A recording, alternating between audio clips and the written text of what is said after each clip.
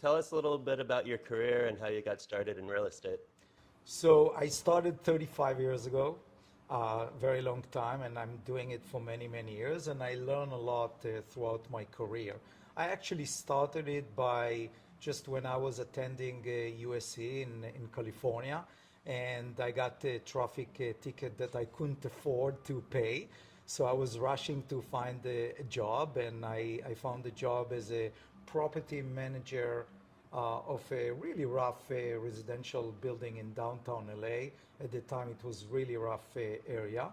And I started with that, and then I was asked by one of the partners that owned the building to find them another building. And I said, how I'm going to find you another building? He said, no, I trust you. It seems to me that you have a good sense of understanding how to to look at things. And I started to look. That's pre-internet and pre-Google things and all of that. And just at the back of the weekly magazine, finding the information. And I walked different buildings around Los Angeles, and eventually I found a building that I thought made sense. I went back. I presented why, and they said, "Oh, that makes sense." And they decided to buy it, and I got a nice check, and I said, "Oh, Nice. that's nice. I want to do real estate for the rest of my life." So that's how I started Nice. everything. So did you have your license when you did that, or was that, No, that it was kind of wasn't rogue? just like a referral fee or whatever they call it. yeah. Marketing fee, yeah. And how did you end up in New York? So 23 years ago, in 2000, I moved to New York, and I started. I actually took a position at the time as a CEO of a tiny company that had 2 rooms, office, and a tiny project in southern New Jersey. And I said, really? I mean, either I need to find something else. But then I said, okay, the only way that I can do something is by try to penetrate the market in Manhattan. So if I want to play in the NBA. I don't want to play in a secondary league, right? So I started to hustle and bustle in the city, in Manhattan, and no one wanted to pay attention to me. I said, who is this guy? We don't know him, whatever. And eventually I managed to get a site in the neighborhood, Chelsea neighborhood. And this was just before September 11, and started to get financing, started to build the project, and then September 11 happened and everything shut down in the city. It took 6 to 9 months after that to slowly start to reopen, and that's it. From there I did just like the old-fashioned way. Did the first project, took the money back and profit, invested in 2. Took the money back and profit, invested in 3. And I grew the company that I was at the time a junior partner to a very big company with an asset value of $7 billion between 12 states in the US, in Canada, Toronto, Montreal, Quebec City, and I was doing developments as far as Singapore. The most famous project at the time that I did, I bought in 2004, I bought the famous Plaza Hotel in New York for $675 million, 2004. Today it's a lot of money. Back then it was huge. Mm-hmm. And I put $450 million to gut renovate this fantastic landmark building and transforming it to a mixed-use building. At the time, in 2005 and 6, I sold the portion that I converted to condominium. We call them the Plaza private residences, converted them to those units. And I sold, at the time, the Plaza broke any record of any price that ever achieved in the US. We sold in 2005 units for $7,000 a foot. This is, even today, it's not easy to do it in prime, but back then it was completely unheard of. So that was a huge that was the jump to kind of the playoff of the NBA. And That's like the All-Star game. yeah.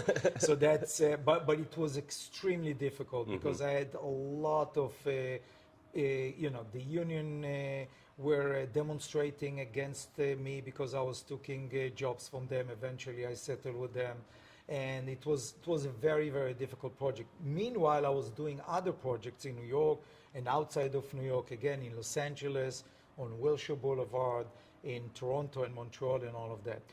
The reason I ended up investing in Singapore is because I bought the Plaza Hotel from a billionaire based in Singapore named Leng Bang and Prince Al Walid bin Talal.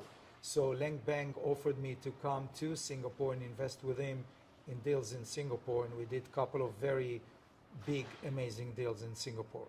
In 2011, I decided that after I also became a chairman of a public company, which I took public, a real estate company, I decided I want to focus my attention on my things, on my passion to develop and create really, really quality real estate instead of just trying to do everything.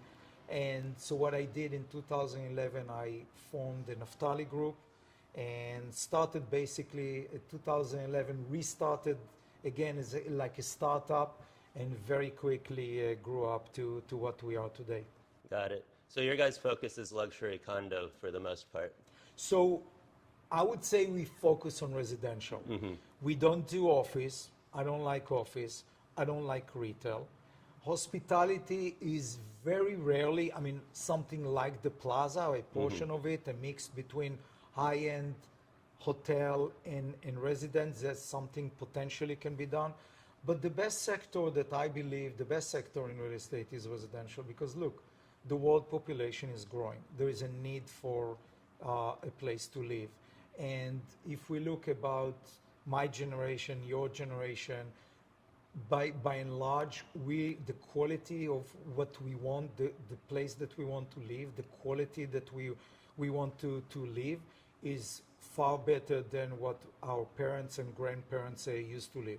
So there is a demand for quality. There is people understand quality. The lifestyle, because people are working many hours. They want all the amenities. They want to be able to, to have free kind of. I call it the lifestyle is also to be in a position that you don't need to worry about everything that in your kind of the way you live. So if you want, you can get any service that you want, and you free your time to focus on work, on family, or whatever passion you have. So that's what we are focusing on, mid to high end condominium and rental. We do a lot of very good kind of quality rental buildings. It doesn't mean very, very expensive.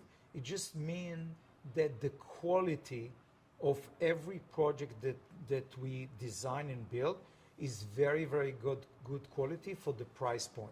Of course, we cannot use a rare stone in a condominium project that we sell for $1 million, $2 million, but it doesn't mean that we are not paying attention to the detail, or we're not using a very nice stone, right?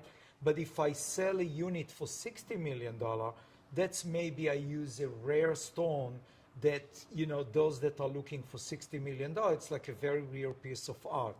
But the quality of the design, the attention to detail, the attention to everything from the minute the sense of arrival to the building, all the way to the way you live as a tenant or as an owner in our building, we focus the attention is to each and every detail, whatever, regardless of the price point. So we don't do completely low end, but we do definitely mid to high price units.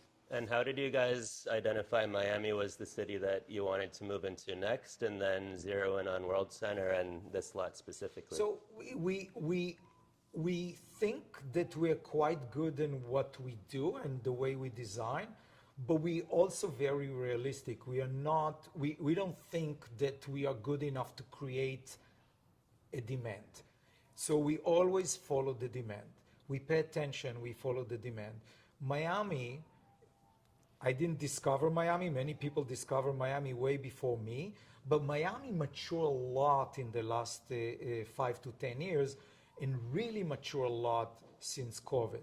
If you think about it, Miami offer everything that you want today and competing head to head with the top cities in the world, definitely in the US, but in the world, between culture and restaurant, entertainment, everything is here, right? So because everything here, this is not only or not just, oh, it's a nice place to spend the winter time for the Northeastern or whatever. This is a beautiful place to live. And part of it is the demand for quality.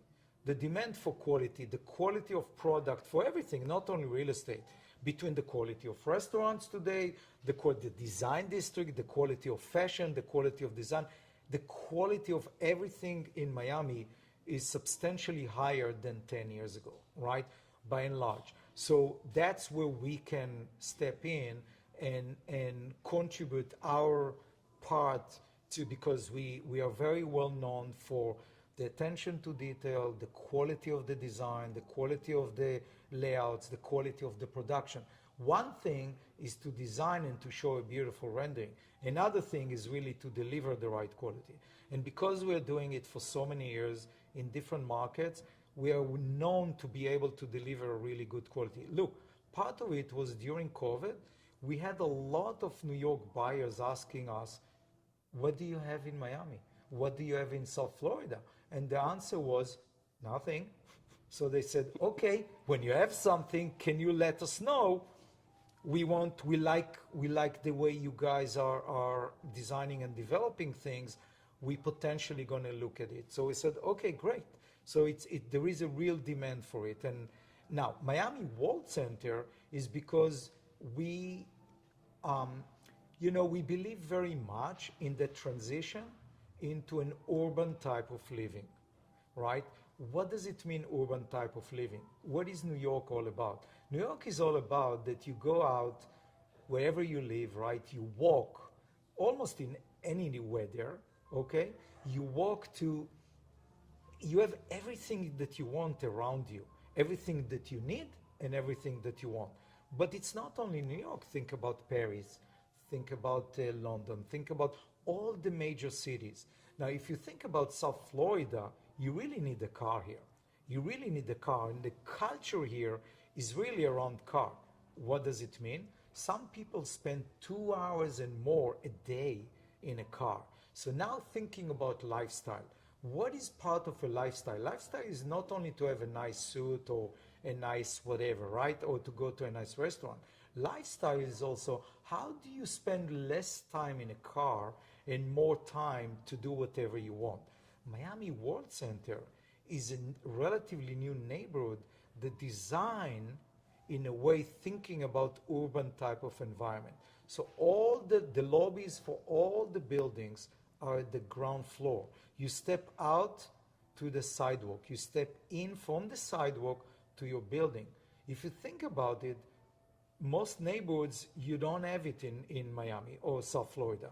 Then you can walk your pet around the neighborhood. You can walk to the restaurant. You can go to dry cleaning, whatever you need to do, everything is here. And if it's not here right now at the end of 2023, it will be here in 2024, 2025, definitely way before our building will be complete. That's why we chose the Miami World Center. And what is around you? You have the museum park right here, so it's really nice to jog or to go just to look at the beautiful sunrise, or the Perez Museum or the arena. Everything is here. And if you want to go to Miami Beach, the bridge is right here. You're right there in Miami Beach. Amazing. So it's really, really great location.